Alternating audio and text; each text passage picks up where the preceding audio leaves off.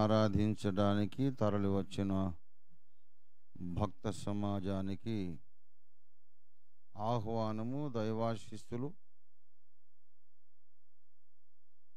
వచ్చిన వారికి, వస్తున్న వారికి కూడా దైవాశీస్సులు. ఇంకా చాలామంది వస్తున్నారు, దారిలో ఉన్నారు. ఈలోపుగా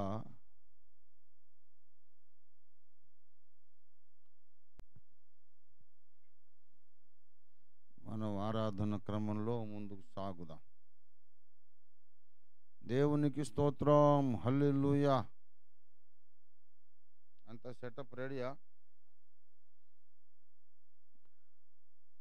దేవునికి స్తోత్రం. హల్లెలూయా.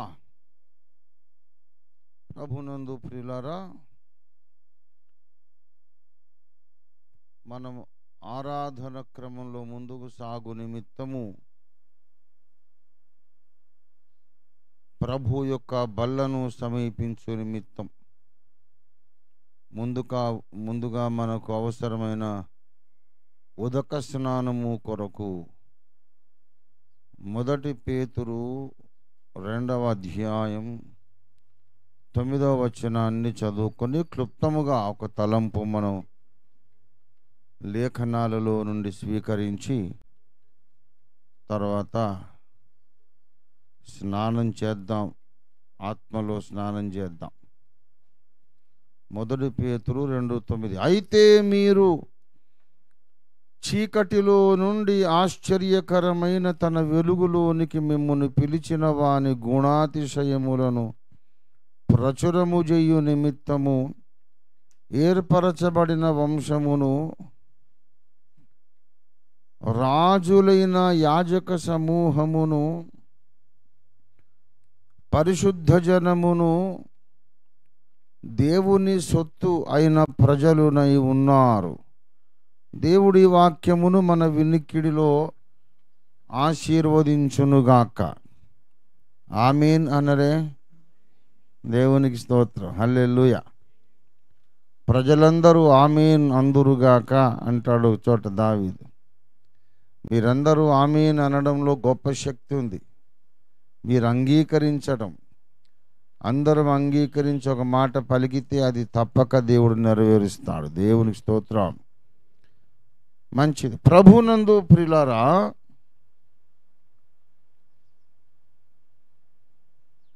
దేవుడు మనలను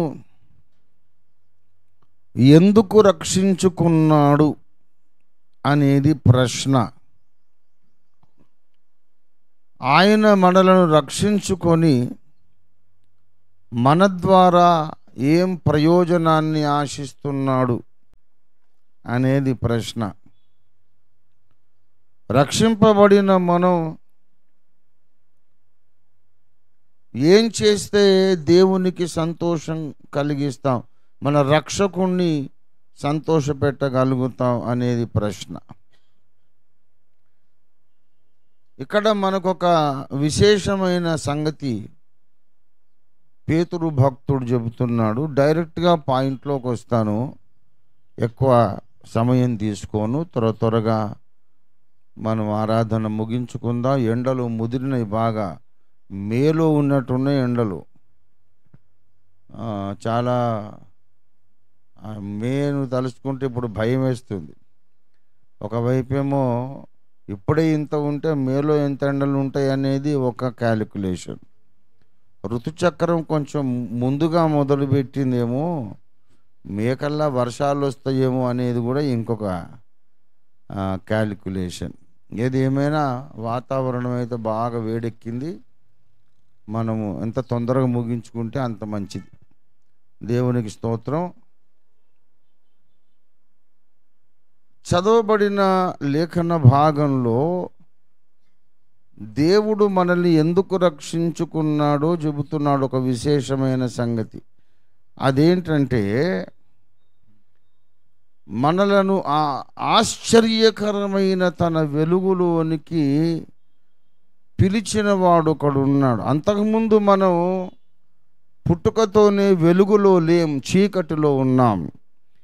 మనము చీకటిలో ఉంటిమి, అసలు మనమే చీకటి అయి ఉంటిమి.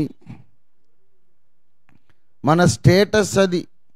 రక్షణ పొందకముందు మన స్టేటస్ ఏమిటి అని అంటే, ఒకప్పుడు మనము చీకటి అయి ఉంటాము. ఎఫెసీ పత్రిక 5వ అధ్యాయము 8వ వచనం చూడండి. 5:8 మీరు పూర్వమందు చీకటి అయి ఉంటిరి, ఇప్పుడైతే ప్రభువునందు. అది మన స్టేటస్. ఒకప్పుడు రక్షణ పొందక ముందు ఏమై ఉంటిమి? మరి చీకటి అయినప్పుడు మరి ఎందులో ఉంటాం మనం? మరి చీకట్లోనే ఉంటాము.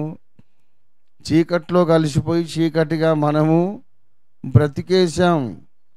మన పుట్టుకది, మన ఒరిజినల్ ఎంటిటీ అది, మన గుర్తింపు అది, మనకున్నటువంటి స్థానం అది చీకటి అంతా. అంటే దేవునికి వ్యతిరేకమైన శక్తిగా, వ్యక్తులుగా మనం ఉంటిమి. మనం చీకటి అంటే అర్థం ఏంటి? ఈ చీకటి అనిపించుకున్నోళ్ళే అందగాళ్ళు ఉన్నారు, అందగత్తెలు ఉన్నారు, మిస్ ఇండియాలు, మిస్ యూనివర్సులు, మిస్టర్ యూనివర్సులు, మంచి మంచి కళాకారులు, పండితులు, క్రికెటర్లు, ఏమండి, గాయకులు, సంగీతకారులు, మహానాయకులు, కవులు, కావ్యకర్తలు, వీళ్ళందరూ చీకటి ఏంటండి బాబు? ఎంత అందంగా ఉంటారు ఒక్కొక్కరు. అసలు వాళ్ళని చూస్తే ఎంత బాగుంటారు. వీళ్ళు చీకటి ఏంటి?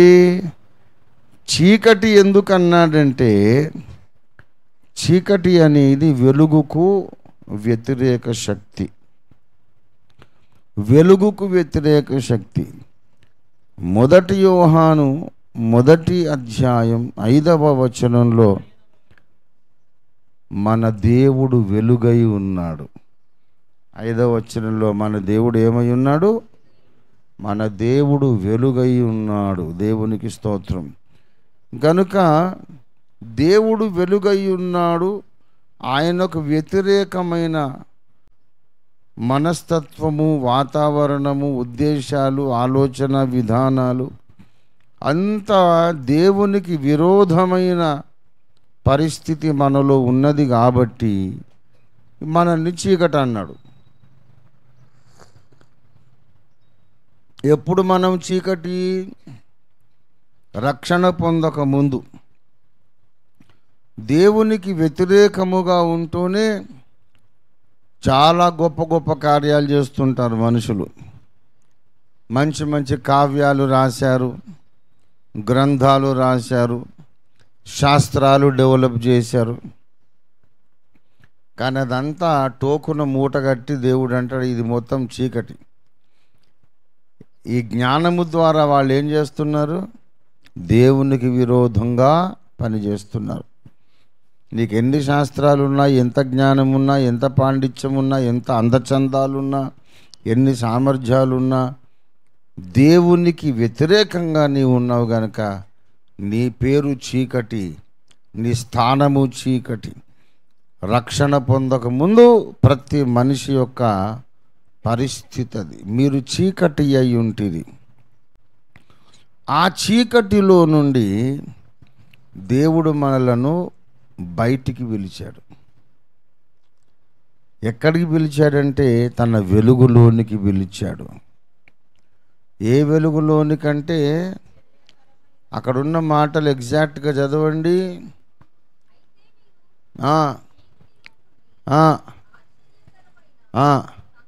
తన అనే 2 అక్షరాల మాట ఉంది అక్కడ. తన వెలుగు, హిజ్ లైట్. వెలుగులు చాలా రకాలుగా ఉన్నాయి, కానీ సృష్టికర్త యొక్క వెలుగు, దేవునికి స్తోత్రం కలుగును గాక. సృష్టికర్త యొక్క వెలుగు. ఈ వెలుగులు చాలా రకాలుగా ఉంటాయండి. అదొక సబ్జెక్టు. ఎందుకంటే మీలో ఉన్న వెలుగు చీకటి అయి ఉన్న ఎడల అన్నాడు యేసయ్య. ఆ వెలుగు ఎంతో గొప్పది. గనుక యాక్చువల్గా చీకటి అది వెలుగులాగా కనబడుతుంది. అందుకే కన్ఫ్యూషన్కి ఆస్కారం లేకుండా చెప్పాడు. దేవుడు మిమ్మల్ని పిలిచాడు. ఎక్కడికి పిలిచాడంటే, ఏ వెలుగులోనికి పిలిచాడంటే, ఏదో ఒక వెలుగు కాదు, తన వెలుగులోనికి. హల్లెలూయా. ఆ తన వెలుగు, దేవుని వెలుగుకు ఒక లక్షణం ఉంది, అది ఆశ్చర్యకరమైనది కదా. బైబిల్లో ప్రతి అక్షరము ఎంత నిగూఢమైన అర్థంతో కూడుకున్నటువంటిది. మళ్ళీ ఈ పత్రిక రాసింది పేతురట విద్య లేని పామరుడట. మరి మనమేంటో ఏమండి, ఇంత అద్భుతమైనటువంటి దైవ మర్మాలను, దైవ రహస్యాలను రాసినటువంటి పేతురు యోహానులు విద్య లేని పామరులు.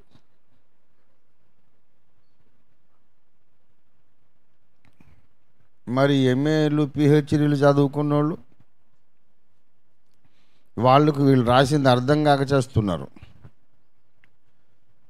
గనుక అది ఇంకో సబ్జెక్ట్. విద్యావంతుడు అంటే మహోన్నతుని విద్య నెరిగిన వాడు. బిలాం అంటాడు, మహోన్నతుని విద్య నెరిగిన వానికి కలిగిన దర్శనం. గొప్ప గొప్ప లోక సంబంధమైన స్కాలర్స్ కూడా చెప్పారు, don't confuse education with academic qualification అన్నారు. Don't confuse the education with academic qualification అంటే కాలేజీలలోనూ చదువుకునే ఆ క్వాలిఫికేషన్ చూసి విద్య అని భ్రమించకు. అది there are many educated ignorant people. కాలేజీలలో ఉన్నత విద్యాభ్యాసము చేసిన అజ్ఞానులు చాలామంది ఉన్నారు. విద్యను అభ్యసించిన మూర్ఖులు చాలామంది ఉన్నారు. ప్రియులారా, ఈ లోక విద్యను అభ్యసించే అవకాశము లేకపోయినా, అవకాశం లేక చదువుకోలేదనుకో, అయినా దైవజ్ఞానము పొందిన ధన్యులు కొంతమంది ఉన్నారు. అటువంటి వాళ్ళే పేతురు, యోహాను. ఈ భూమి మీద బ్రతికిన మనుషులందరిలోనూ అత్యధికమైన జ్ఞాని ఎవరు అంటే మనకు సొలొమోను అని బైబిల్లో ఉంది. సొలొమోను కంటే గొప్ప జ్ఞాని ఎవరు? యేసు ప్రభు, అంతే కదా. మరి యేసయ్యాట బడికే పోలేదని ఉంది బైబిల్లో. అతి గొప్ప జ్ఞాని బడికి పోని జ్ఞాని గనక అవకాశం ఉన్నంత వరకు చదువుకోవాలి. కానీ అవకాశం లేనోళ్ళు కృంగిపోకండి. అవకాశం లేనోళ్ళు నేను ఎక్కువ చదువులేదండి, నేను ఎందుకు పనికిరాని అనుకోవద్దు. నువ్వు పనికొస్తావు. మహోన్నతుని విద్యలో నీవు ప్రవీణురాలివి కావాలి. ప్రియ దేవుని బిడ్డలారా, ఆ మహోన్నతుని విద్యా ప్రవీణుడు పేతురు చీకటిలో నుండి ఆశ్చర్యకరమైన దేవుని వెలుగులోనికి మిమ్మును పిలిచిన వాడొకడున్నాడు. ఎంత పెద్ద దీర్ఘ సమాసము రాశాడో చూడండి. ఇంత long sentence with every word pregnant with meaning. భావగర్భితమైన అనేక పదములతో ఇంత పొడుగు సెంటెన్స్. మిమ్మును చీకటిలో నుండి ఆశ్చర్యకరమైన తన ఎవరి వెలుగు? ఆయన వెలుగు, దేవుని వెలుగు. అది ఎటువంటిదంటే ఆశ్చర్యకరమైనది. It is a marvellous light, wonderful and marvellous light. It surprises you every moment. ప్రతి క్షణము నిన్ను ఆశ్చర్యానికి గురి చేస్తుంది ఆ వెలుగు. ఆశ్చర్యకరమైన వెలుగు అంటే అర్థం ఏంటి? నిన్ను ఆశ్చర్యానికి గురి చేసే వెలుగు. అద్భుతమైనది దేవుని వెలుగు. ఆ వెలుగు లోపలికి మిమ్మల్ని పిలిచాడు ఒక ఆయన మన రక్షకుడైన యేసునాథుడు. చీకటిలో నుండి ఆశ్చర్యకరమైన దేవుని వెలుగులోనికి మిమ్మల్ని పిలిచినటువంటి యేసుక్రీస్తునాథుని యొక్క, ఇప్పుడు చదవండి, గుణాతిశయములను ప్రచురము చేయు నిమిత్తము ఏర్పరచబడిన వంశం. అందుకు దేవుడు మిమ్మల్ని రక్షించుకున్నాడు. దయచేసి గమనించాలి. ఎందుకు రక్షించుకున్నాడంటే మనందరము నరకము నుండి తప్పించుకోవాలి. అది బేసిక్. మనం ఎవరము నశించడం దేవునికి ఇష్టం లేదు. పుట్టుకతోనే మనం గొప్ప డేంజర్లో పడ్డాం. నరకపాత్రులైన జాతిలో పుట్టాం. ఇంకా వేరే తప్పులేం చేయనక్కర్లా. ఈ మానవ జాతిలో ఆదాము కుటుంబంలో పుట్టినందుకే మనం నరకపాత్రులు. ఏదో చేసినందుకు కాదు, తప్పులు చేసినందుకు కాదు, వ్యభిచారాలు, హత్యలు, మర్డర్లు అవి ఏదైనా చేసినందుకు కాదు. అవన్నీ చేయడానికి ప్రేరేపించే పాప నియమమును లోపల పెట్టుకొని పుట్టినందుకు అది జన్మ పాపం అంటారు. Just by being born into Adam's family you are a hell bound person. నరకపాత్రుడివి, నరకపాత్రురాలివి. ఇంత పెద్ద ప్రమాదంలో పడ్డాం, ప్రమాదంలోనే పుట్టాం. అందుకే ఎవడైనా రక్షణ పొందనోడు హ్యాపీ బర్త్డే అని కేక్ కోస్తే నాకు తిక్కలోడా, నువ్వు పుట్టింది హ్యాపీ కాదురా, సాడెస్ట్ డే. నువ్వు మళ్ళా తిరిగి జన్మిస్తే తప్ప ముందు పుట్టిన పుట్టుక ఒక ప్రమాదము. మళ్ళా ఒకసారి దేవుని కుటుంబంలో జన్మించి ద్విజుడవైతే ముందు పుట్టిన పుట్టుకకు ఒక అర్థము, పరమార్థం, ఆనందకరమైన ముగింపు ఉంటుంది. కానీ రెండోసారి పుట్టకుండా ఒకసారి పుట్టాడు అనుకో, వాడు నరకానికి వెళ్ళిపోతున్నాడు. నరకానికి వెళ్ళడానికే పుట్టాడు. ఇంకా హ్యాపీ బర్త్డే అంటే ఏముంది? వీడు 100 సార్లు హ్యాపీ బర్త్డే అని కేకులు కోసి 100 ఏళ్ళు అయ్యాక చచ్చిపోయి అగ్నిగుండంలో పడి ఏమనుకుంటాడు తెలుసా? అయ్యో, నేను అసలు పుట్టి ఉండకపోతే బాగుండు కదా అనుకుంటాడు. నేను పుట్టకపోతే ఈ అగ్నిగుండానికి రాకపోదును కదా, పుట్టకపోతే బాగుండు అనుకుంటాడు. పాతాళంలో ధనవంతుడు అగ్నిగుండంలో కాలుతున్నాడు. వాని బర్త్డే గుర్తుపెట్టుకొని ఎవడైనా అక్కడికి పోయి విష్ హ్యాపీ బర్త్డే ధనవంతుడు గారు అని చెప్తే వాడు ఏమంటాడు? తిక్కలోడ, ఏంది హ్యాపీ బర్త్డే, అసలు ఎందుకు పుట్టానురా బాబాని రోజు బాధపడుతున్నాను, నేను పుట్టకపోతే ఎంత బాగుండు, ఇక్కడికి రాకపోదును కదా అంటాడు. రెండవసారి జన్మించిన వారికి మాత్రమే, రక్షణ పొందిన వారికి మాత్రమే తమ మొదటి జన్మ ఒక ఆనందకరమైన దినం. Your rebirth, new birth into God's family makes your first birth a happy occasion. రెండోసారి పుట్టినప్పుడు మొదటి పుట్టుక ఆనందకరమైనదిగా మారిపోతుంది. కనుక మనందరం అసలు పుట్టుకతోనే పెద్ద డేంజర్లో పడ్డాం. కొంతమందికి అర్థం కావట్లే, పుట్టినప్పుడు ఏం పాపం ఉంటుంది సార్, తిక్కలోడు, స్టూపిడ్ ఫెలో, వాడికి సైకాలజీ తెలియదు. మొన్న నేను ఆన్సర్ ఇచ్చాను అండి, సిగ్మండ్ ఫ్రాయిడ్ చెప్పినటువంటి మాట కూడా చెప్పాను. మనిషి లోపల ఏదో ఉన్నది, ఒక లా ఉన్నది, అది వాడిని ఎప్పుడు చెడు తలంపులతోనే నింపి నడిపిస్తుందని సిగ్మండ్ ఫ్రాయిడ్ కూడా రాశాడు, మనస్తత్వ శాస్త్రవేత్త. That's what we call the law of sin and death.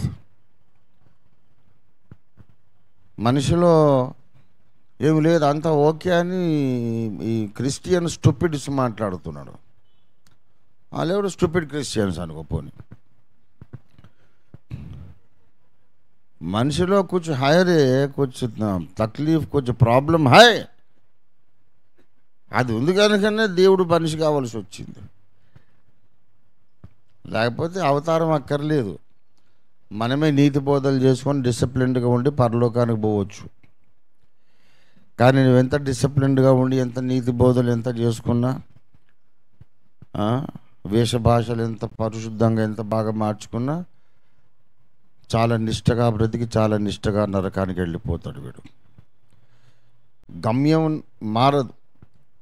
నీ భక్తి, నిష్ట, నీ పుణ్యకార్యాల వల్ల నీ గమ్యం మారదు. ఆదాముకు పుట్టావు కనుక నరకమే నీ గమ్యం. ఇది ఎవడు మార్చలేని వాస్తవం. అందుకే సృష్టికర్త మానవ జాతిలో ప్రవేశించాల్సి వచ్చింది. దేవునికి స్తోత్రం కలుగును గాక. అలాంటి ఘోరమైన చీకటిలో ఉండి నిత్య అగ్నిదండనలోనికి వెళ్ళడానికి తయారుగా ఉన్న మనల్ని ఆ నరకములో పడకుండా రక్షించడానికి దేవుడు నరుడై పుట్టి మరణించి తిరిగి లేచి శిలువ మీద యజ్ఞమై తన పరిశుద్ధ దైవ రక్తాన్ని కార్చి మన జన్మ కర్మ పాపముల కొరకు పరిహారముగా కావలసిన ఖరీదు చెల్లించి పెనాల్టీ కట్టి మన పాప క్షమాపణకు కావలసిన ఒక ఆధారము కల్పించినాడు. అసలు క్షమించడానికి వీలు లేదు. ఏం బేసిస్ మీద క్షమించాలని తండ్రి అని దేవుడు అడిగితే కుమారుడు అంటాడు, ఏం బేసిస్ అంటే వాళ్ళందరూ తప్పులు చేశారు, కరెక్టే. పాపానికి వచ్చు జీతము మరణం గనక వాళ్ళు మొదటి మరణం రెండో మరణం పొందాలి. మరి బేసిస్ ఏంటంటే లాజికల్గా ఎప్పటికీ మరణించడానికి అవసరమే లేని నేను మరణించానుగా. I'm a person who need never die, eternal being, ఆది మధ్యాంతరహితుడను, తండ్రి నీతో సమానుడను. అసలు నేను చచ్చిపోయే కేసు అవసరమే లేదు కదా. ఎప్పటికీ చచ్చిపోయే అవసరమే లేని నేను ఇష్టపూర్వకంగా చనిపోయాను కదా. ఇది వాళ్ళు పొందిన మరణం అని నా ఖాతాలో రాసుకో. ఇది వాళ్ళు పొందిన మరణం అని లెక్కలో రాసుకో. మానవులు పాపం వల్ల వచ్చు జీతం మరణం, మొదటి రెండవ మరణాలు కూడా పొందాలి. అయితే పొందేశారు, అయిపోయిందని లెక్క రాసుకో. నా శిలువ మరణము వీళ్ళందరి కొరకని లెక్కలు సెటిల్ చేసేసాడు ఆయన. దేవునికి స్తోత్రం కలుగును గాక. ఏమండి, శిలువ మర్మము గొప్పది. దేవునికి స్తోత్రం కలుగును గాక. మనల్ని రక్షించాడు. ఇక అదొక్కటే కాదు, అది ఇక్కడ పాయింట్, ప్రసంగం. అది నరకము నుండి తప్పించుట మాత్రమే కాదు, ఆయన ఎందుకు రక్షించాడంటే, ఎందుకు మన కొరకు ప్రాణం పెట్టాడు, ఎందుకు చీకటి అయ్యున్న మనలను వెలుగుగా మార్చాడు, ఎందుకు చీకటిలో నుండి తన ఆశ్చర్యకరమైన వెలుగులోనికి నడిపించాడంటే ఇంకొక ఉద్దేశం కూడా ఉంది. ఆయనకు కొన్ని గుణాతిశయములున్నవట. ఏమున్నవి? గుణాతిశయం. అతిశయం అంటే గొప్పది, అతిశయం అంటే గొప్పది. గుణాతిశయం అంటే గొప్ప గుణములు అని అర్థం. గుణాతిశయములు అంటే గొప్ప గుణములు. దేవుని యొక్క మహిమ గుణాతిశయములు ఉన్నవి. ఆ మహిమ గుణాతిశయములు ప్రచురము కావాలి. ప్రచురము చేయు నిమిత్తము అన్నాడు. దేవునికి స్తోత్రం కలుగును గాక. దేవుని మహిమ గుణాతిశయములు. 2 పేతురు పత్రిక 1వ అధ్యాయము 4వ వచనం. ఆ మహిమ గుణాతిశయములను బట్టి. ఎటువంటి మాటలు పేతురు రాసేసాడండి. మళ్ళీ విద్య లేని పామరుడట. అసలు ఎంత ఆశ్చర్యమో. విద్య లేని పామరులు పేతురు, యోహాన్ అంటే, యోహాన్ రాసిన ప్రకటన గ్రంథం అర్థం కాక 2000 సంవత్సరాల నుండి కొట్టుకు చేస్తున్నారు వేదాంత పండితులు. దాని మీద వచ్చినన్ని వ్యాఖ్యానాలు, ప్రకటన గ్రంథం మీద వచ్చినన్ని కామెంటరీస్ ఏ బుక్ మీద రాలేదు. Religious, sacred and worldly literature ఏదైనా సరే ఒక్క గ్రంథం మీద ఇన్ని వేల మంది వేదాంత పండితులు మల్లగుల్లాలు పడి వ్యాఖ్యానాలు రాసి తేల్చుకోలేక ఆఖరికి చేతులు ఎత్తేసి అనేక వర్గాలుగా విడిపోయారు. ప్రకటన గ్రంథం మీద వ్యాఖ్యానం చెప్పలేక దాన్ని తీసి పారేయలేరు, అర్థం చేసుకోలేరు. ఆఖరికి వేదాంత పండితులు ప్రకటన గ్రంథానికి ఒక పేరు పెట్టారు. ఏంటి తెలుసా? వ్యాఖ్యానకర్తల రణరంగము అని. వ్యాఖ్యానకర్తల the battlefield of the commentators, the battlefield of Bible commentators is the book of Revelation. అంటే ఒక వ్యాఖ్యాత, వాడికి వాక్చాతుర్యము, ప్రత్యక్షత, కన్విన్సింగ్ చేయగలిగినటువంటి సామర్థ్యం ఏ పాటి ఉన్నాయో, ఏ పాటి ప్రసంగికుడు, ఏ పాటి లేఖన జ్ఞానం ఉందో, ఒక వ్యాఖ్యానకర్త యొక్క సత్తా ఏంటో తేల్చి పారేసే గ్రంథం ప్రకటన గ్రంథం. రాసినోడు విద్య లేని పామరుడు. ఎంత ఆశ్చర్యం అండి. నేను అమ్మ నాన్న నాకు 10th ఉన్నప్పుడు నాన్న పోయారు. అంతకంటే ముందే అమ్మ వెళ్ళిపోయింది దేవుని దగ్గరికి. నాకు రోషం ఎక్కువ. హైట్ లేకపోయినా రోషం అయితే చాలానే ఉంది. ఆడపిల్లల మీద ఆధారపడి చదువుకుంటానా నేను? ఏమక్కర్లేదు. మా పెద్ద మగోడు వచ్చేలే, నోరు మూసుకో, మేము చదివిస్తాం, చదువుకో, నువ్వు ఇంజనీరింగ్ చదువుకో. అమ్మకు ఆశ ఉంటుంది. అప్పుడు BE ఉండేది, బీటెక్ లేదు, బ్యాచులర్ ఆఫ్ ఇంజనీరింగ్. మీరు ఆడపిల్లలు పెళ్లి చేసుకొని అత్తగారి ఇంటికి పోవాలి, మీరు చదివిస్తే మీరు ఫీజులు కడితే నేను చదువుకుంటాను అమ్మగోడిని అన్న. అది చాలేరా, ఎక్కువ మాట్లాడుకో, తెలివి ఎక్కువైంది నీకు, చదువుకో, కాలేజీలో చేరానంటే లేదు, నా కాళ్ళ మీద నేను నిలబడాలి, ₹1 సంపాదించుకోవాలి, మీ మీద ఆధారపడని అంత రోషం నాకు. అలాగా నేను ఏదో ఎలక్ట్రానిక్ ITIలోకి వెళ్ళి జాబ్ వచ్చేసింది. ఒక 2 సంవత్సరాలే మా కోళ్ళ మీద ఆధారపడి, ఓన్లీ 2 years. ఆ లోపల మళ్ళీ ఇండిపెండెంట్ అయిపోయా. ఇక చాలామంది నన్ను, మీ తాత BA, మీ నాన్న BA, మీ అక్కలందరూ MA, MSc, అందరూ గ్రాడ్యుయేట్లో, నువ్వు ఎందుకు చదువుకోలేదు ఓఫీరు అని అందరూ అడుగుతూ ఉంటే ఇక ఏం చెప్తాము? పర్లేదు లేండి అంకుల్, ఇప్పుడు జాబ్ అయితే వచ్చింది, నా కాళ్ళ మీద ఉన్నాను కదా, ఎందుకు చదువుకోలేదు అందరూ అడుగుతూ ఉంటే తిక్కరేగి విసుగొచ్చింది. నన్ను విసిగించేశారు. అప్పుడు చెప్పాను, ఎందుకంటే because I have seen many educated idiots అని చెప్పిన. ఇక అడగడం మానేశారు.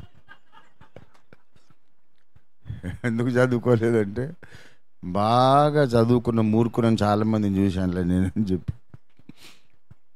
అయితే వాస్తవం ఏంటంటే అవకాశం లేదు నాకు. నాన్నగారు వాళ్ళు బ్రతుకుంటే చదువుతున్నేమో, కానీ ఎంత చదివినా బైబిల్ ముందుకు వచ్చిన తర్వాత ఈ లోకరీతిగా పోస్ట్ గ్రాడ్యుయేషన్ డాక్టరేట్లు చేసినోడు కూడా బైబిల్ ముందుకు వచ్చేసరికి నిరక్షర కుక్షి. అంటే ఏంటిది? కుక్షి అంటే కడుపు, కుక్షి అంటే కడుపు.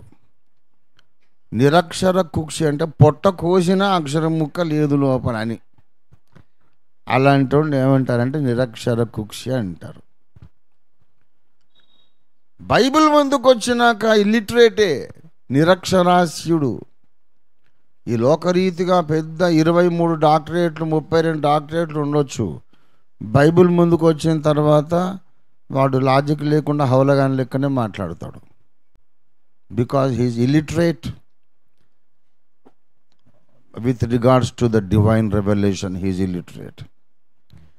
ఎంత అద్భుతంగా రాస్తున్నాడు చూడండి.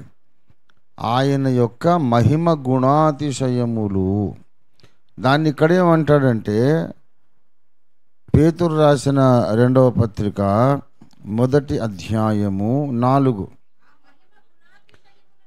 ఆ మహిమ గుణాతిశయములు అన్నాడా? అన్నాడా? మరి అనేది కూడా ముఖ్యమే. ఏ మహిమ గుణాతిశయములంటే అంతకు ముందు చెప్పాడు 2వ వచనంలో, తన మహిమను బట్టియు గుణాతిశయమును బట్టియు. ఇక్కడ glory and his attributes are separately shown to us. తన మహిమను వేరుగా గుణాతిశయములను వేరుగా చూపిస్తున్నాడు. 4లోనేమో 2 కలుపుతున్నాడు. దేవుని మహిమ అనేది ఒక అట్రిబ్యూటు, దేవుని గొప్ప గొప్ప గుణలక్షణాలు అనేది ఒక అట్రిబ్యూటు. ఆ 2 కలిసి మళ్ళీ 4వ వచనంలోకి వచ్చి ఆ మహిమ గుణాతిశయములను బట్టి.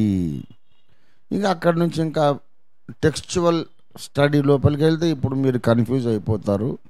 అవసరం లేదు, మనం స్నానం చేయడానికి అవన్నీ అక్కర్లేదు. ఇప్పుడు దేవునికి మహిమ గుణాతిశయములున్నవి, మహిమయు గుణాతిశయములను ఉన్నవి.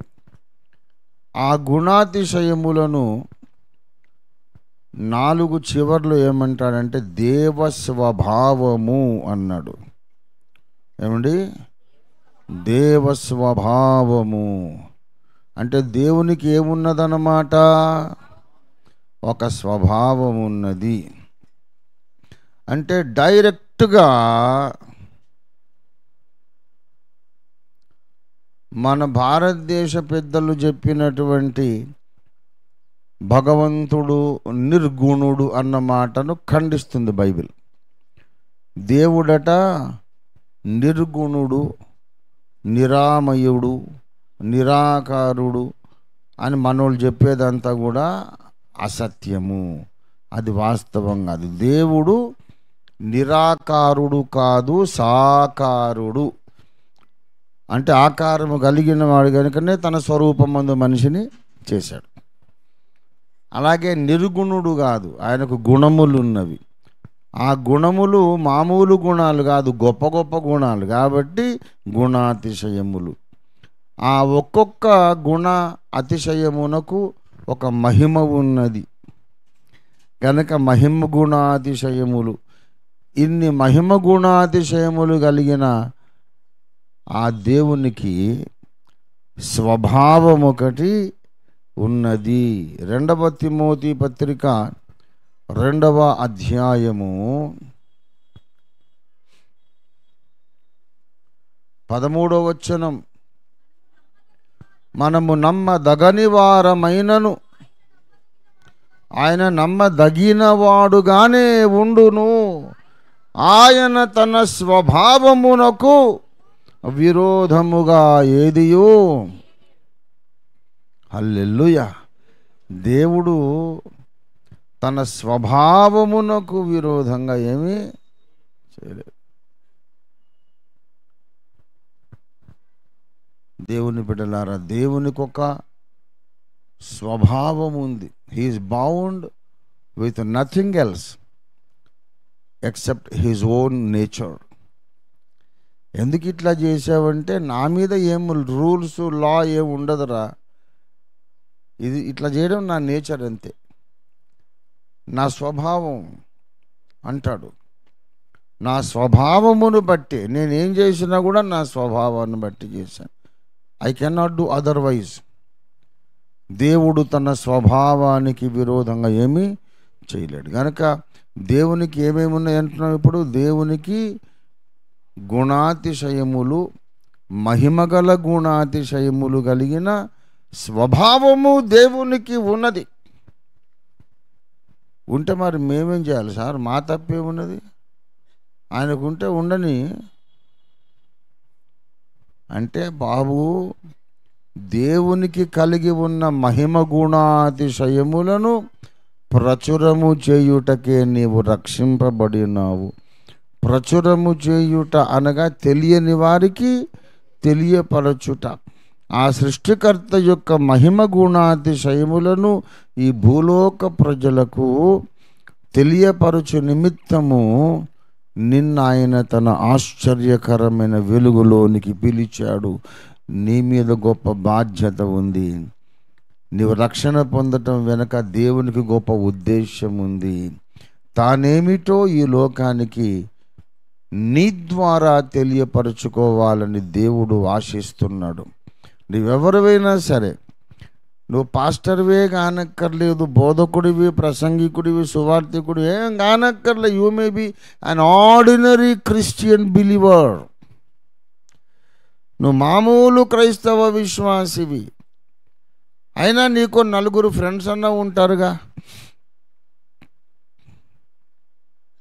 నాకేముంది సార్, నాకెవరు తెలుసు అండి, నన్ను ఎవరు లక్ష్య పెడతారండి, నాకు పెద్ద టాలెంట్స్ ఏమి లేవండి, నేను పెద్ద కవిని కాదు, గాయకుడిని కాదు, పండితురాలిని కాదు, నాకేం తెలీదు.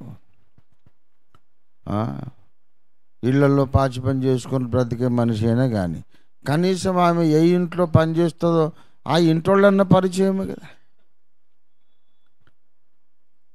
ప్రియులారా, ఏదన్నా హోటల్లో ఒక బేరర్ పని చేస్తున్నాడు అనుకో, ఆ హోటల్ యజమానులైన ఇతనికి పరిచయమే కదా. ఒక ఎంఎన్సి లో పని చేస్తున్నాడు, మల్టీనేషనల్ కంపెనీలో పని చేస్తున్నాడు, అక్కడ ఉండే కొలీగ్స్, ఆ టీం అంతా పరిచయమే కదా. ఎవరితోనూ పరిచయము లేకుండా ఎవ్వరు ఉండరు. ఎంత అనామకుడికైనా ఒక నలుగురైనా గుర్తుపట్టేటోళ్ళు ఉంటారుగా. గనక మా నాన్నగారు అనేవాడండి, వాళ్ళంతా పాతకాలం మనుషులు, బ్రిటిష్ కాలపు ఎడ్యుకేషన్ అండ్ థాట్ లైన్ కదా వాళ్ళు. Nobody is useless Babu, don't call anybody useless అన్నారు. హీఈస్ ఓన్లీ లెస్ యూజ్ఫుల్ అన్నాడు. ఎంత మాట చూడండి, ఎంత గొప్ప మాట. మా నాన్నగారి దగ్గర అలాంటివి ఎన్నో నేర్చుకున్నాను నేను. ఆయన పెద్ద గురువు, ఒట్టుకనే కూర్చుంటాడు, క్యాజువల్గా మాట్లాడుతుంటే మాకు ఇట్లాంటి వజ్రాపు తునకలన్నీ దొరుకుతూ ఉంటాయి అన్నమాట. యూజ్లెస్ అంటే అసలు పనికిరాను, నిష్ప్రయోజకుడు, ఏమి లాభం లేనివాడు అనమాట. మొత్తం వాడు డస్ట్బిన్లో పడేయాలి వాడిని.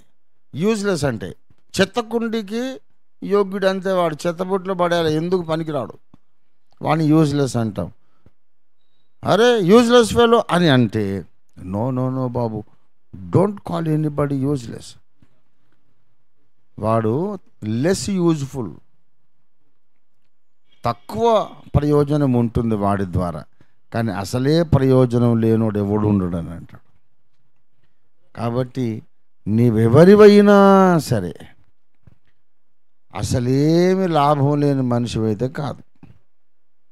నీ ద్వారా దేవునికి కొంతైనా ప్రయోజనం ఉంది, ఉంటుంది, ఉండే అవకాశం ఉంది.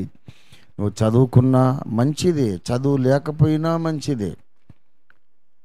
నువ్వు బాగా డబ్బులున్నా మంచిదే, డబ్బులు లేకపోయినా మంచిదే. నువ్వేదో పెద్ద మోషే ప్రవక్తవు, ఏలియా ప్రవక్తవు, పౌలు లాగా కానక్కర్లే. ఈ లోకంలోనైతే ఉన్నావు కదా, ఇరుగు పొరుగు ఉన్నారు కదా, బంధువర్గం ఉన్నారు కదా, స్నేహితులు ఉన్నారు కదా. వాళ్ళ మధ్యలో నిన్ను దేవుడు ఎందుకు పెట్టాడంటే, నీ ద్వారా దేవుడు తన గొప్ప గొప్ప గుణాతిశయములను తెలియపరచడానికి. నీ జీవిత ధ్యేయం అది, నీ జీవిత గమ్యం అది, గురి అది. ఎందుకు బ్రతుకుతున్నానో నాకు అర్థం కావట్లేదండి, అసలు నా బ్రతుకు అర్థమే లేదంటాడు. ఇంత పెద్ద అర్థం ఉందిరా నీ బ్రతుక్కి, నీ బ్రతుకు అర్థం లేదా? ఇప్పుడు చెప్పు. అసలు నా బ్రతుక్కి ఏం ప్రయోజనం లేదండి అంటే ఎవడరా చెప్పింది? చెంప చెళ్ళు అనిపించాలన్నంత కోపం వస్తుంది నాకు. ప్రయోజనము లేని బ్రతుకు ఎవ్వరూ లేరు.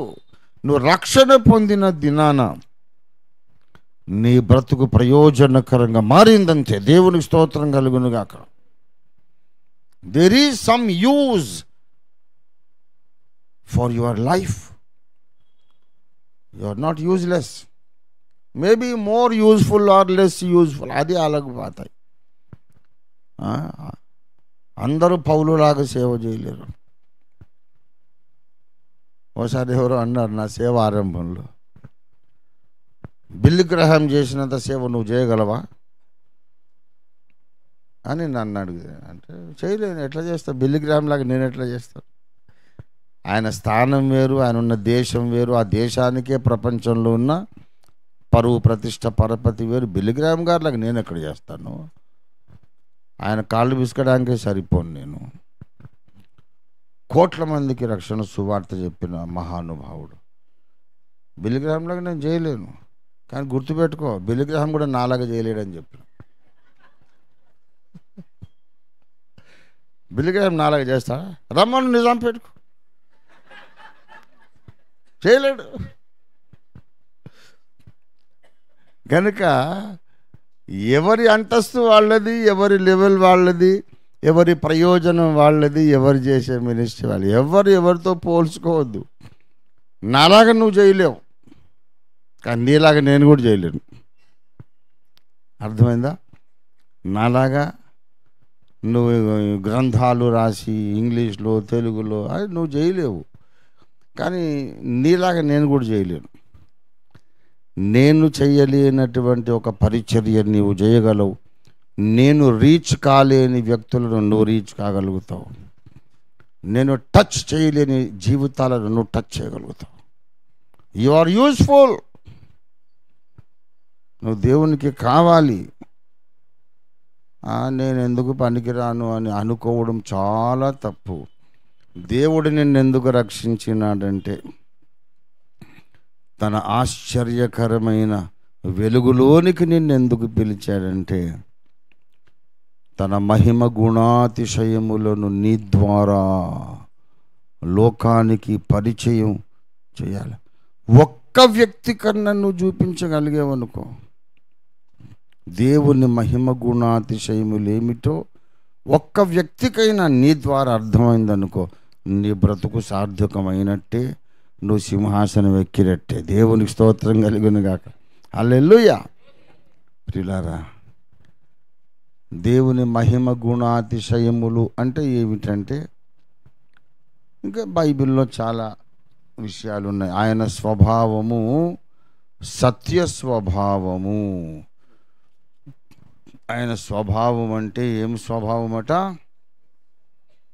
సత్యస్వభావము. యెషయా 25వ అధ్యాయం 1వ వచనం, యెహోవా నీవే నా దేవుడవు, నేను నిన్ను హెచ్చించెదను, నీ నామమును స్తుతించెదను, నీవు అద్భుతములు చేసితివి,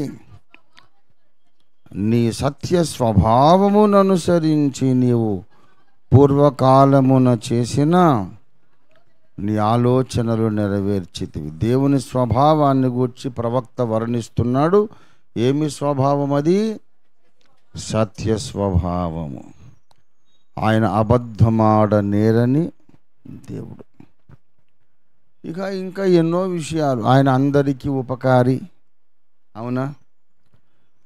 ఆయన ఏ మనుషుడును తృణీకరించదగినవాడు కాడు అనుకునే దేవుడు. దేవునికి స్తోత్రం.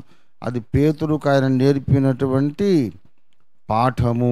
దేవునికి స్తోత్రం. అపొస్తలుల కార్యాలు 10వ అధ్యాయము 28 అప్పుడతడు అన్యజాతి వానితో సహవాసము చేయుటయేనను, అట్టివారిని ముట్టుకొనుటయైనను యోధునికి ధర్మము కాదని మీకు తెలియను. అయితే ఏ మనుష్యుడును నిషేధింపదగిన వాడని అయినను అపవిత్రుడని అయినను చెప్పకూడదని. హల్లెలూయా. చూసారా, దేవుడు చూపించాడు. దేవుడు ఎవరిని కూడా వీడు అపవిత్రుడు, నిషేధించాలి అని అనుకోడు. అందరినీ సమానంగా చూస్తాడు ఆయన. 34వ వచనం చూడండి. దేవుడు హల్లెలూయా పక్షపాతి కాడు. No partiality. అందరినీ సమానంగా ఆయన ప్రేమిస్తాడు, సమానంగా తీర్పు తీరుస్తాడు. ఇక మీరు ఇట్లా తవ్వుకుంటూ పోండి, బైబిల్ లోపలికి ఎన్నో కనిపిస్తాయి. యెహోవా న్యాయవంతుడు, యెహోవా యథార్థవంతుడు, ఆయన మాట ఇచ్చి నెరవేర్చువాడు. దేవునికి స్తోత్రం కలుగును గాక. ఇవన్నీ దేవుని మహిమ గుణాతిశయములు. నీ చుట్టూన్న వాళ్లకు నువ్వు ప్రచురం చేయాలి. ఎట్లా ప్రచురం చేయాలంటే కూటం పెట్టి మైకి పట్టుకొని చెప్పి కాదు. అవే గుణాతిశయములను నీలో నీవు చూపించగలగాలి. ఆ సత్య స్వభావము, పక్షపాతము లేని గుణము, న్యాయముగా ప్రవర్తించే గుణం, ఎవరిని దూరము చేయకుండా అందరూ నా వాళ్ళు అనుకునే గుణం, నమ్మకత్వము, విశ్వసనీయత, నీతి, పరిశుద్ధత. ఏమండి, ఎదుటి వాళ్ళ సుఖమే ముఖ్యం అనుకొని నీవు నష్టపోయే తత్వం, ఇవన్నీ నీ బ్రతుకుల్లో చూపించాలి. ప్రచురము చేయమంటే మైక్ పట్టుకొని ప్రసంగాలు చేయమని కాదు. మైక్ పట్టుకొని ప్రచారం అంటే, ఇప్పుడు ఒక ఇంట్లో ఒక పాచి పని చేసుకుని ఒక అమ్మాయి ఉంది, లేకుంటే ఒక ఇంట్లో తోటమాలి పని చేసి ఒక అబ్బాయి ఉన్నాడు. పేదవాళ్ళు ఆ పని చేసుకుంటున్నారు, రిక్షా దొక్కేవాళ్ళు ఉన్నారు, ఆటో నడుపుకుంటారు, లేకుంటే కారు నడుపుకుంటారు, లేకుంటే ఇంకొకటి ఏదన్నా, లేకపోతే మంచి సెక్రటేరియట్లో ఒక సెక్షన్ ఆఫీసర్ ఉండొచ్చు, అదే సెక్రటేరియట్లో ఒక చపరాసి ఉండొచ్చు. వేరు వేరే స్టేటస్లు. ఇప్పుడు వీళ్ళను మైక్ పట్టుకొని కూర్చోంటే, ఇప్పుడు వీడు కింద ఒకటి చపరాసి మైక్ పట్టుకొని చెప్తే ఆఫీసర్ వింటాడా? రక్షణ పొంది యేసును అంగీకరించిన వారు మాకు ఉపదేశం చేయగలిగే జ్ఞానం ఈయన దగ్గర ఉంది అని కన్విన్స్ అయితే వచ్చి ఒక సంఘమై కూర్చుంటారు. కానీ లోకంలో ఉన్నోళ్ళు ఎందుకు కూర్చుంటారండి? రారు కదా. సంఘానికి, కూటాలకు రానోళ్లకు కూడా నువ్వు ప్రచురం చేయాలి. దేవుని గుణాతిశయములు, మహిమ గుణాతిశయములు ఆ చీకట్లో ఉన్న వాళ్లకు నువ్వు పరిచయం చేయాలి. అంటే ప్రవర్తన ద్వారానే సాధ్యము. నీ ప్రవర్తనలో సత్యము, నీ ప్రవర్తనలో న్యాయము, నీ ప్రవర్తనలో నిష్పక్షపాత బుద్ధి, నీ ప్రవర్తనలో యథార్థత లోకము చూడాలి. అందుకు నిన్ను రక్షించుకున్నాడు. ఇప్పుడు డైరెక్ట్గా నేను ప్రశ్న వేసి ముగిస్తా. ఈ బాధ్యత నువ్వు నెరవేర్చగలుగుతున్నావా? నువ్వు నెరవేర్చకపోతే నీ ప్రవర్తన ద్వారా దేవుని మహిమ గుణాతిశయములను లోకానికి నువ్వు చూపించకపోతే దేవుడు నిన్ను గూర్చి నిరాశపడుతున్నాడు, డిసప్పాయింట్ అయిపోతున్నాడు. ఒరే, ఎందుకు రక్షించానురా నిన్ను? ఊరికి నేను భజన చేసి వెళ్ళిపోవడానిక? ఈ లోకానికి తెలియజెప్పాను రా నేను ఎవరినో, ఎటువంటి వాడినో. నువ్వు మాట్లాడినా నీ ప్రవర్తనలో లోకానికి నా గుణములు కనపడాలి. మరి ఏది కనిపించట్లేదుగా. నీలో ఆ మానవాతీతమైన మంచి లక్షణాలు, మానవాతీతమైన న్యాయము, నీతి, పరిశుద్ధత, ప్రేమ, క్షమాపణ, సహనము, శాంతి లోకానికి కనబడాలి. ప్రియులారా, ఓసారి తుఫాను వచ్చింది. తుఫాను వస్తే పడవలో శిష్యులు వచ్చి యేసయ్యను లేపారు. ప్రభువా, మేము నశించుచున్నాము, నీకు చింత లేదా అని. గుర్తుందా మీకు? నేను ఒక మాట అడుగుతా, అసలు ముందే నాకు నిద్ర ఎట్లా వచ్చిందండి? అరే, గాలి వాన తుఫాను, అల్లకల్లోల భరితమైనటువంటి కెరటాలు ఎగిసిపడుతున్న సముద్రము, ప్రమాదకరమైన స్థితిలో దోణి ఉన్నది. ఈ పెద్ద మనిషికి అసలు నిద్ర ఎట్లా పెట్టిందండి? తుఫాను మధ్యలో నిద్రపోయే అంతరంగ శాంతి సమాధానం యేసయ్యకున్న మహిమ గుణాతిశయము. తుఫాను మధ్యలో నిద్రపోతాడు ఆయన. మీకు తెలుసా, నేను కడబూర మాసపత్రికలో కొన్ని పవర్ఫుల్ వ్యాసాలు, ప్రసంగాలు కోర్టు హాల్లో కూర్చొని నా పేరు ఎప్పుడు పిలుస్తారా అని ఎదురు చూస్తూ రాశా. కోర్టు హాల్లో రాశా. మా అడ్వకేట్ గారు సలీం పాషా గారు అని, సత్తయ్య గారని ఉండేవాళ్ళు. అసలు నువ్వేం మనిషివయ్యా బాబు, కోర్టు కేసు నడుస్తుంది, నిన్ను ఎప్పుడు పిలుస్తారో ఏమడుగుతారో తెలియదు, నువ్వు ఏదో రాసుకుంటావు ఏంటిది? ఏంటంటే మా మాసపత్రిక వ్యాస. అరే, నీ బుర్రకాయ ఎట్లా పనిచేస్తుంది? టెన్షన్ లేదా నీకు? టీ తాగుదామని పోయి బయటికి తీసుకుపోయి కేసు వివరాలన్నీ అడిగి వెళ్ళేంతసేపులో నన్ను అని రాగం తీసేది. ఏంది నన్ను అంటావు? ఈడ కేసు నడుస్తుంది.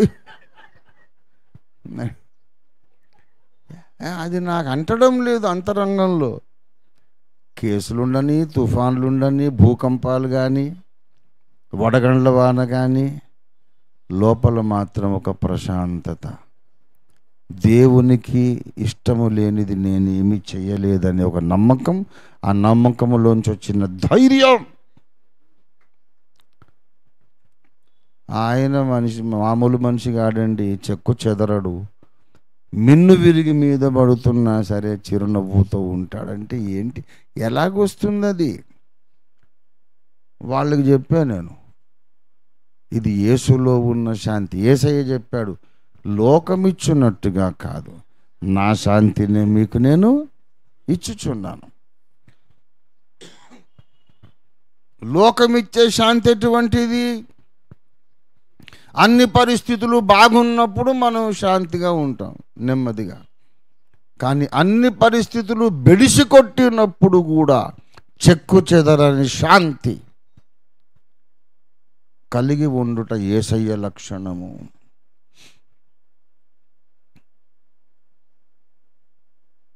నాకు కెమో ఇంజెక్షన్ పెట్టారు, ఎక్కుతా ఉంది కెమో. హేమరాజు నా వెంట వచ్చేటప్పుడు చెప్పాను, బేటా నాకు ఒకరు బాగుంటే ఒక అవకాశం, నాకు తెలియదు ఎలా ఉంటుందో, అవకాశం ఉంటే ఇంగ్లీష్ బుక్ రాద్దాము, నీ సిస్టమ్ తెచ్చుకో అక్కడికి అని చెప్పా. తెచ్చుకున్నాడు. కృష్ణవేణమ్మ ఇక్కడ కూర్చుంది. నాకు ఏదైనా అవసరమైతే మంచినీళ్ళలో ఇట్లా పడుకొని ఉంటాం కదా. జీవన్ బాబు కూడా ఉన్నాడు. అసలు అంతమందిని అలౌ చేయరు, కానీ ఎట్లాగా అలౌ చేశారు. ఎక్కడ పోయినా మనది కొంచెం స్పెషల్ ట్రీట్మెంట్ దేవుడు ఏర్పాటు చేస్తుంటాడు. ఎవరి దగ్గరైనా ఒక్క అటెండెంటే ఉండాలి, మిగిలిన వాళ్ళని తోలేస్తారు. కానీ మనది ఎట్లయినా కొంచెం వివిఐపి ట్రీట్మెంట్. అందరి దగ్గర నుంచి ఎల్లగొట్టి మా దగ్గరికి రాలేదు. ఈ ముగ్గురు ఉన్నారు మంచిగా. నాన్న ఏదన్నా బిస్కెట్ తింటావా, అది తింటావా, ఎందుకు కళ్ళు తిరుగుతాయని కృష్ణవేణమ్మ అంటావు. పర్లేదా, అవసరమైతే చెప్తాను. ఎక్కుతూనే ఉంది ఇది, ఏది కెమో ఇంజక్షను.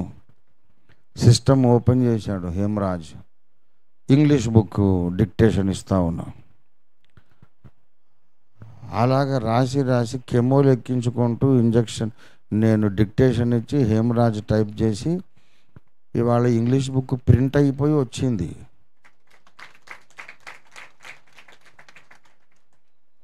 ప్రపంచం మీద ఎవడన్నా రాస్తాడా? కెమో ఎక్కించుకొని సరే, అది ఎక్కినంతసేపు ఏమో ఇంగ్లీష్ బుక్ డిక్టేషన్ ఇచ్చి టైప్ చేయించా. అది కాగానే ఇంకా ఆ కాటన్, అక్కడ ఇంజక్షన్ పొడిచిన గాయం అలాగే ఉంటుండగా దిగగానే ఒక చోట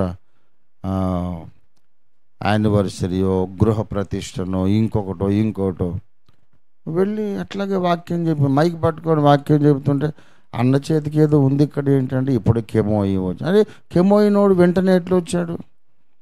కెమో ఇంజక్షన్ పెట్టుకొని ఆ రోజు నైట్ మళ్ళీ మిడ్ నైట్ వాక్యం చెప్పాను ప్రేయర్ వార్ఫేర్లో. అరే నిన్ను ఏం చేసినా నీకు ఏం కాదా అని అంటే, ఏమో లోపల ఉన్నోనికి కాదు కదా కెమో, వాడు బాగానే ఉన్నాడు. శరీరం నిష్ప్రయోజనం బాబు. దీన్ని ఏం చేసినా కూడా లోపల ఉన్నవాడు దేవునితో సమాధానం కలిగి ఉన్నాడు గనుక లోకమంతా తుఫానుమయమైన నేను నిద్రపోగలుగుతాను ప్రశాంతంగా. ఇది యేసు ప్రభు యొక్క శాంత స్వభావము. ప్రియులారా, తుఫానులో నిద్రపోతాడు ఆయన. అది ఇస్తానన్నాడు. మరి నువ్వు తీసుకున్నావా? అది నా ప్రశ్న. ఆ శాంతిని నీవు తీసుకోగలిగితే, నీలో చూపించగలిగితే, నీ ద్వారా కొందరు సువార్త లేకుండానే రక్షణ పొందుతారు. దేవునికి స్తోత్రం కలుగును గాక. వాక్యం లేకుండానే నీకు ఇటువంటి అంతరంగ సమాధానం ఇచ్చిన దేవుడు నాకు కావాలని వస్తారు. దేవునికి స్తోత్రం కలుగును గాక. ఆయన చూపిన ప్రేమ, ఆయన చూపినటువంటి తగ్గింపు, శిష్యులందరినీ కూర్చోబెట్టి ఆ మహాదేవుడు కాళ్ళు కడిగాడండి.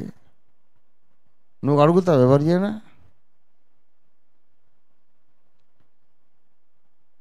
కాళ్ళు కడిగి కన్యాదానం చేయాలని మన దేశంలో ఒక సాంప్రదాయం.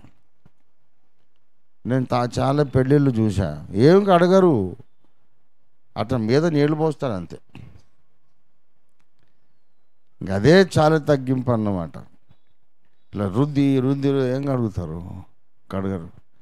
కానీ యేసు ప్రభు వారట వాళ్ళ కాళ్ళు కడిగి తువాలుతో తుడిచి, కాళ్ళు కడిగి తువాలుతో తుడిచి శిష్యులందరి కాళ్ళు, నేను ప్రభువును ఇలా చేశాను గనక మీరు కూడా అలా చేయాల్సిందే. గొప్ప క్రైస్తవుడు ఎవడంటే కాళ్ళ ఎగరేసి ఏమనుకున్నావు నేనంటే అనేవాడు కాదు గొప్ప క్రైస్తవుడు. వాడు ఫాల్తు క్రైస్తవుడు. ఎ గ్రేట్ క్రిస్టియన్ ఎవరంటే తన కింద ఉన్నటువంటి దాసుల కాళ్ళు కూడా కడగడానికి తగ్గించుకునేవాడు నిజమైన క్రైస్తవుడు. ఇట్లాంటి గుణాలు నీ లోపల లోకం చూడాలి. తన ఆశ్చర్యకరమైన వెలుగులోనికి దేవుడు నిన్ను పిలిచాడు. ఎందుకంటే తన గుణాతిశయములు ప్రచురము చేయాలి. తన గుణాతిశయములు అంటే గొప్ప గొప్ప గుణములు, మహిమగల గుణములు, తన స్వభావము నీలో లోకానికి కనపడాలి. ముగింపులో ఒక మాట చెప్తా.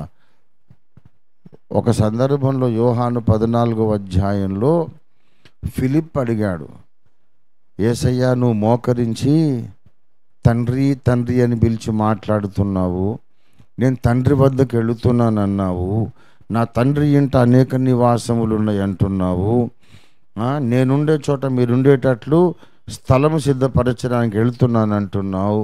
మరి ఆ తండ్రి ఎవరు నాయనా మాకు చూపించవా ప్లీజ్, తండ్రిని మాకు చూపించు, మాకంతే చాలు అన్నాడు ఫిలిప్పు. యేసయ్య ఏమన్నాడు? ఫిలిప్పు, నేను ఇంతకాలము మీ మధ్యలో ఉన్నను, మీరు ఎరగరా? నన్ను ఎరగవా నీవు? నన్ను చూచినవాడు తండ్రిని చూచి ఉన్నాడు. తండ్రి వేరేగా ఉన్నాడు నిజమే, ఈయన కాకుండా తండ్రి పైన ఉన్నాడు నిజమే, అందుకే మాట్లాడుతున్నాడు. ఈయనేమో తండ్రితో మాట్లాడుతున్నాడు, తండ్రి అక్కడి నుంచి మాట్లాడుతున్నాడు. ఈయన నా ప్రియ కుమారుడు, ఈయన యందు నేను ఆనందిస్తున్నాను. వేరేగా ఉన్నాడు తండ్రి. అయినా నువ్వు ఆయనేం చూడనక్కర్లా, నన్ను చూచినవాడు తండ్రిని చూచి ఉన్నాడు. అంటే నువ్వు కష్టపడి నువ్వు పరలోకానికి పోయి తండ్రిని చూసినా ఆయన డిటో నాలాగా ఉంటాడు, నాలాగా ప్రవర్తిస్తాడు. ఆ మాట క్రైస్తవుడు చెప్పగలగాలి.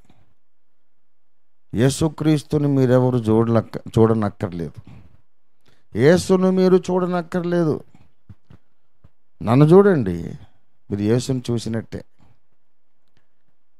నన్ను చూడండి, ఆయన నాలాగానే క్షమిస్తాడు, నాలాగానే ఓర్చుకుంటాడు, నాలాగానే ప్రేమిస్తాడు, నాలాగానే తగ్గించుకుంటాడు, నాలాగా యథార్థంగా ఉంటాడు, మాట ఇస్తే తప్పడు. నన్ను చూస్తే చాలు, మీరు యేసుని చూడనక్కర్లే. కష్టపడి పరలోకానికి వెళ్ళి చూసినా, అరే నిజాంపేటలో చూసిన ఆయనలాగానే ఉన్నాడు, ఈయన స్పెషల్గా ఏం లేడుగా, సేమ్ ఇటువంటి వాడే మా ఊర్లో ఉన్నాడుగా అనుకోవాలి. ఎప్పటికైనా మనుషులు కష్టపడి ఒక రాకెట్ తయారు చేసుకొని పరలోకానికి వెళ్ళి యేసయ్యను చూసినా అక్కడ పోయి నిరాశపడాలి. వేరే వ్యక్తి నేను చూడలే, నేను మా ఊళ్ళో ఉన్న క్రైస్తవుల లాగా నేను ఉన్నాడు అనుకోవాలి. ఆయన యొక్క వ్యక్తిత్వాన్ని నీలో నీవు రిఫ్లెక్ట్ చేయాలి, అద్దము వలె ప్రతిఫలింపజేయాలి. ఇందుకు నిన్ను ఆయన రక్షించాడు. ఇప్పుడు పాయింట్ ఏమిటంటే, పాపాలు ఒప్పుకునే టైం ఇది కదా. కాసేపట్లో మనం ప్రభు యొక్క శరీరం తింటాం, ప్రభు యొక్క రక్తాన్ని త్రాగుతాం. ఇప్పుడు ఏం పాపం ఒప్పుకుందని చెప్పండి. ప్రతి వారం పాపాలు ఒప్పుకోమంటారు. అంటే వారం వారం గడిచే లోపల మళ్ళీ నెక్స్ట్ సండే లోపల కనీసం కొన్ని పాపాలు చేసి రమ్మనే. ఏం ఒప్పుకుంటాం చెప్పండి. పోయిన సండే వచ్చాం, పాపాలు ఒప్పుకున్నాం, కడగబడ్డాం, మళ్ళీ వచ్చాం. ఈ లోపల కొన్ని వ్యభిచారాలు చేసున్నామా? ఏమండి, 4-5 మర్డర్లు చేసున్నామా? కనీసం బ్యాంకుకు కన్నమైన వేసి ఉన్నామా? మరి ఏం చేశామని ఒప్పుకోవాలి? మనమంతా సంస్కారవంతులము, కొంచెం న్యాయంగా నీతిగా బ్రతకాలని దైవ భయము కలిగిన వాళ్ళం. కూర్చుంటే లేస్తే వ్యభిచారాలు మర్డర్లు చేస్తూ ఉండే రకమా మనం? మరి ఏం ఒప్పుకోవాలంటున్నా? ఎందుకు మనము అయోగ్యులుగా ఫీల్ అవుతున్నాం? ఏం ఒప్పుకోవాలో అర్థం కావట్లేదు. వినండి, ఏం ఒప్పుకోవాలో అర్థం కావట్లేదు. నేనేం తప్పు చేశానండి? నాకు తెలిసి నేను జారత్వం చేయలేదు, వ్యభిచారం చేయలేదు, నరహత్య చేయలేదు, దొంగతనం చేయలేదు. మరి ఏం ఒప్పుకోవాలో నాకు అర్థం కావట్లేదు. అయినా నేను దేవుని ముందు అయోగ్యుడిగా అనుభూతి చెందుతున్నా. I'm not worthy. ఎందుకో చెబుతున్నా. ఎందుకంటే నువ్వేం పెద్ద పాపకార్యాలు చేయలేదు, కానీ దేవుని మహిమ గుణాతిశయములను ప్రచురం చేయలేకపోయావు. నీవున్న స్థానంలో, నువ్వు ఉద్యోగం చేసే చోట, నువ్వు వ్యాపారం చేసే చోట, నువ్వు నివసించే నీ ఇరుగు పొరుగు వారి మధ్యలో నీ బ్రతుకు ద్వారా యేసును చూపించలేకపోయావు గనుక నీ మనస్సాక్షి నిన్ను గిల్టీ అని వేలెత్తి చూపుతోంది. నీ డ్యూటీ నువ్వు చేయలే. నిన్ను చూసిన వాళ్ళు నీ మాట తీరు, నీ నడక, నీ ప్రవర్తన, నీ నీతి, నీ న్యాయము, నీ యథార్థత, పరిశుద్ధత, నీ సాత్వికము, తగ్గింపు, నీ త్యాగబుద్ధి, నేను ముఖ్యం కాదు ఇతరుల ప్రయోజనమే ముఖ్యం అనుకునే ఆ యేసు మనస్తత్వం నీ చుట్టూనోళ్ళు నీలో చూడలేకపోతే నీ మనస్సాక్షి అంటుంది నువ్వు ఫెయిల్ అయిపోయావు, దేవుని ఉద్దేశం నువ్వు నెరవేర్చలేకపోయావు అని చెప్తుంది. అందుకు మనము దేవుని ముందుకు వచ్చినప్పుడు గిల్టీగా ఫీల్ అవుతాం. కాబట్టి చెప్పిన విషయం అర్థమవుతే, ఇది నిజమే అని మీకు అనిపిస్తే ఈ విషయాన్ని కూడా మనం మన తప్పుగా, మన వైఫల్యంగా, మన బలహీనతగా మనం గుర్తించి యేసయ్యా నన్ను క్షమించు అని ప్రార్థన చేద్దాం. రండి ప్రార్థన చేసుకుందాం.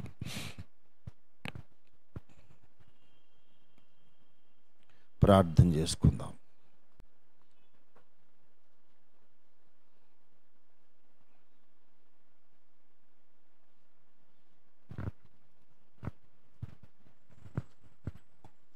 హల్లెలూయా, హల్లెలూయా, హల్లెలూయా.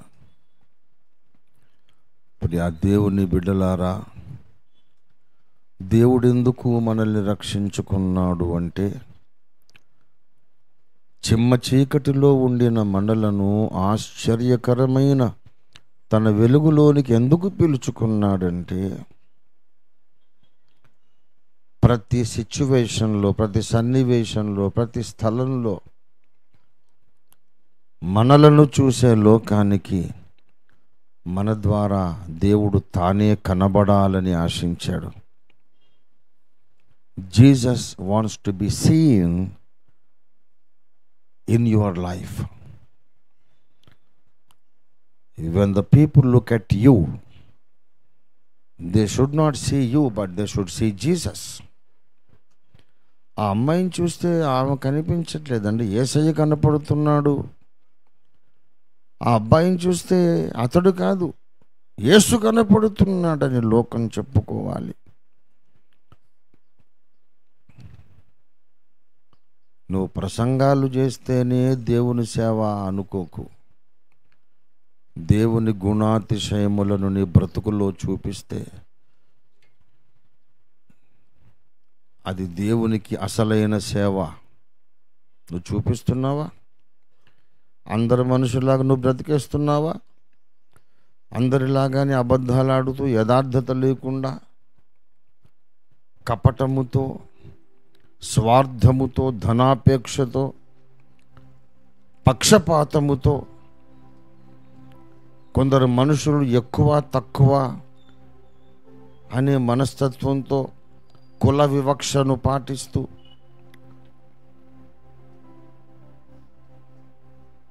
ఈ లోకపు ప్రజలలాగానే నీవు కూడా బ్రతికేస్తే నీలో యేసు ఎక్కడ కనపడతాడు? యేసు కాదు, పేరుకునే క్రైస్తవుడు, క్రైస్తవురాలివి, కానీ నీలో యేసు కనిపించట్లేదేమో. ఆదామే కనబడుతున్నాడేమో.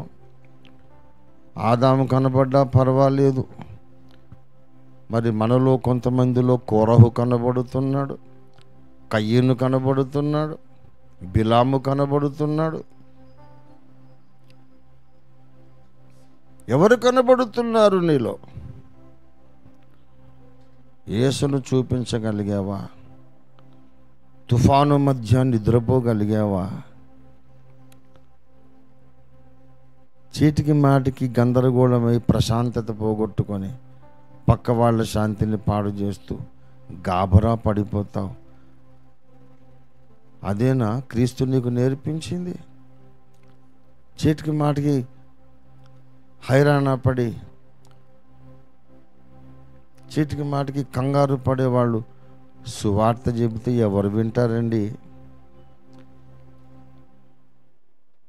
అసలు నీకు దేవుడు తెలుసా? దేవుడు తెలిస్తే ఇలా కంగారు పడతావా? చిన్న చిన్న సమస్యలకు లోకం నిన్ను గమనిస్తుంది. Most of the Christians have failed in performing this duty of displaying the character of God, the character of Christ in their life. తమ బ్రతుకులో క్రీస్తు మనస్తత్వము, దేవుని స్వభావము, దేవ స్వభావము, సత్య స్వభావము లోకానికి చూపించడంలో విఫలమైపోయింది క్రైస్తవ సమాజం. క్రైస్తవుల్లో 199 మంది విఫలమైపోయారు. సువార్త కరపత్రాలు పంచితేనే సువార్త అనుకుంటున్నారు, మైకి పట్టుకొని మాట్లాడితేనే సువార్త అనుకుంటున్నారు. అంతకన్నా పెద్ద సువార్త ప్రసంగం నీ బ్రతుకే. Your life speaks louder than your speech, your sermon. Your life speaks louder than your sermon. నీ ప్రసంగము కంటే కూడా నీ బ్రతుకే బిగ్గరగా మాట్లాడుతుంది. మైక్ పెట్టుకొని మాట్లాడితే ఈ పేటలో, ఈ గ్రామంలోనే నీ వాయిస్ వినబడుతుంది. క్రీస్తులాగా బ్రతికితే నీ బ్రతుకు సాక్ష్యము ఇక్కడి నుండి ఖండాంతరాలకు వెళ్ళిపోతుంది. నువ్వు చాలా చిన్న మనిషివి కావచ్చు, ఏ అర్హత లేకపోవచ్చు, కానీ క్రీస్తుని నీవు చూపించగలిగితే లోకము నీ ద్వారా దీవించబడుతుంది. విన్న వాక్యపు కాంతిలో, దేవుని ముఖ కాంతిలో యథార్థముగా స్వపరీక్ష చేసుకుందాం. యేసయ్యా, నన్ను రక్షించుకున్నావయ్యా, నీ గుణాతిశయములను ప్రచురము చేయడానికి రక్షించుకున్నావు. ఆ పని నేను చేయలేకపోయాను. రక్షణ పొందాను అనుకుంటున్నాను, కానీ నాలో దేవ స్వభావం ఏమీ కనిపించట్లేదు. మనుషులకు నాలో దేవుడు కనిపించనప్పుడు నీ ఉద్దేశము నాలో నెరవేరలేదు కదా. I feel guilty about it. O Lord, give me your grace and power and anointing to show Christ through my life to this world. ప్రభువా, నన్ను కరుణించు, నన్ను క్షమించు. విన్న వాక్యపు కాంతిలో, దేవుని ముఖ కాంతిలో ఇంకా ఏవైనా పొరపాట్లు మనలో దేవుడు చూపిస్తూ ఉన్నట్లయితే వెంటనే ఒప్పేసుకుందాం. మన పాపాలు మనము ఒప్పుకున్న ఎడల ఆయన నమ్మదగినవాడు, ఆయన నీతిమంతుడు గనుక, ఆయన క్షమించుటకు సిద్ధమైన మనస్సు గలవాడు గనుక ఆయన మన పాపములను క్షమించి సమస్త దుర్నీతి నుండి మనలను పవిత్రులుగా చేయును. మనందరం అనేక విషయాల్లో తొట్టిల్లుచున్నాం. None of us is perfect. మనలో లోపరహితులు ఎవ్వరూ లేరు. మనందరము మనుషులం. చిన్న పెద్ద పొరపాట్లు ఉండొచ్చు, లేకపోతే దేవునికి స్తోత్రం. ఒకవేళ ఉంటే ఒప్పుకుందాం, యేసు రక్తంలో కడుక్కుందాం. ఇది యేసు రక్తములో మన పాపాలు మనం కడుక్కునే సమయం, అంతరంగములో స్నానము చేసే సమయం. నేను కూడా మానవ మాత్రునే గనుక నేను కూడా స్వపరీక్ష చేసుకుంటూ, నేను కూడా యేసు రక్తములో స్నానం చేస్తూ మీకందరికీ స్నానము చేయడానికి, పాపాలు ఒప్పుకోవడానికి, కడుక్కోవడానికి సమయం ఇస్తూ మరి కాసేపు నేను మాట్లాడను. ప్రియులారా, సమయం జాగ్రత్తగా వాడుకోండి.